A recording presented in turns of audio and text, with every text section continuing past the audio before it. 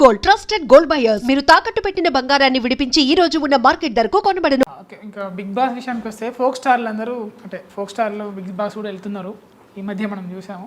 So మీకు big బాస్కి వెళ్ళాలని యాక్చువల్లీ సార్ బిగ్ బాస్ నేను అసలు నాకు ఇప్పుడు సీజన్ 7 నడుస్తుంది.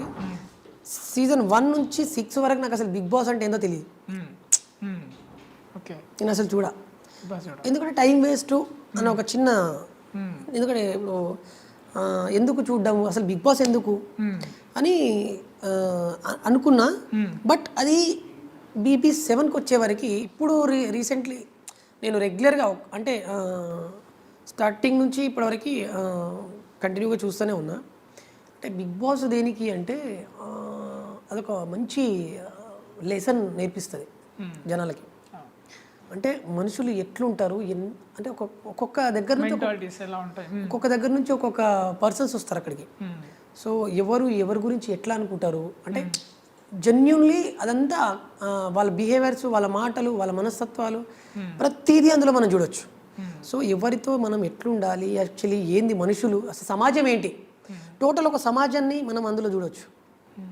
సో నాకు మంచి నచ్చింది. తర్వాత ఇంకొకటి మెయిన్ థింగ్ ఏంటంటే అందులో మనకు రీసెంట్గా పల్లవి ప్రశాంత్ వెళ్ళాడు, ఒక సామాన్యుడు పల్లవి ప్రశాంత్ వెళ్ళాడు.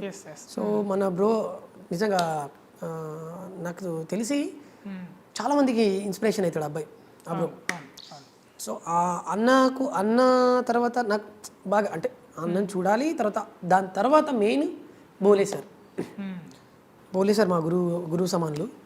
నాకు అసలు ఎంత ఎంకరేజ్మెంట్ చేసేదంటే సొమ్మసిల్లి సాంగ్ వచ్చిన తర్వాత నాకు కాల్ చేసి పిలిపించాడు. తమ్ముడు ఏం తమ్ముడు మొత్తము హల్చల్ చేసి పడేసినావు, అసలు ఈ మామూలు విషయం కాదు తమ్ముడు, ఇంత షార్ట్ పీరియడ్లో నువ్వు ఈ రేంజ్లో ఇది చేయడం అనేది it's not a joke, all the best.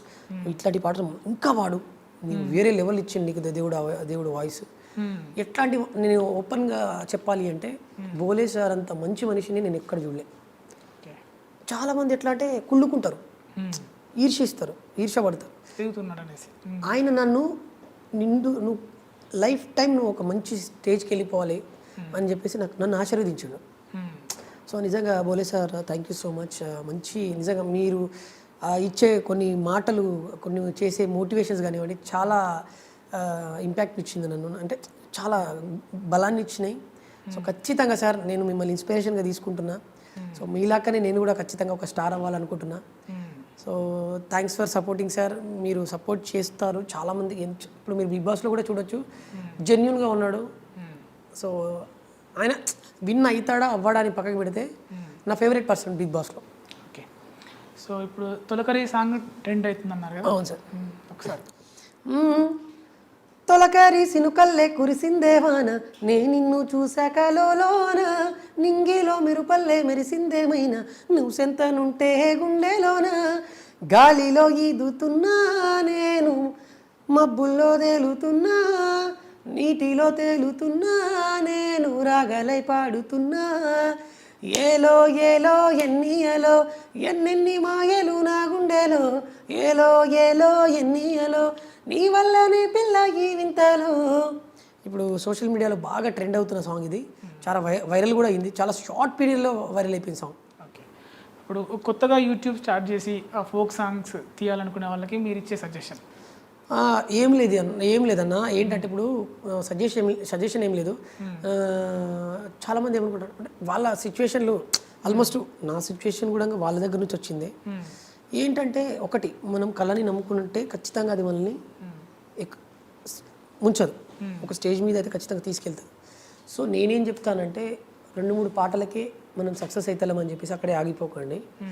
ఏదో ఒక రోజు ఏదో ఒక పాట మిమ్మల్ని ఒక స్టేజ్లో నిలబెడుతుంది. ఇప్పుడు నన్ను కూడా ఈ చిన్నరాములు మాత్రమే తెలుసు జనాలకి, దానికంటే ముందు దగ్గర ఒక 5-6 పాటలు చేసిన, దగ్గరగా ఒక 6-7 లక్షల వరకు నేను లాస్ అయినా. కానీ ఈ పాట వచ్చిన తర్వాత నేను ఇక్కడికి వచ్చి ఐ డ్రీమ్లో ఇంటర్వ్యూ ఇస్తున్నా. Okay, thanks for coming bro, చాలా విషయాలు చెప్పారు. థ్యాంక్ యూ అన్న, థ్యాంక్ యూ సో మచ్ నన్ను ఇన్వైట్ చేసినందుకు. అండ్ ఐ డ్రీమ్ ప్రేక్షకులు కూడా నిజంగా చాలామంది నా పాటలు విని అండ్ నన్ను సపోర్ట్ చేస్తారని మనస్ఫూర్తిగా కోరుకుంటున్నా. And thank you so much. నా అప్కమింగ్ సాంగ్స్ని కూడా సపోర్ట్ చేయాలని మనస్ఫూర్తిగా కోరుకుంటున్నాను. Thank you.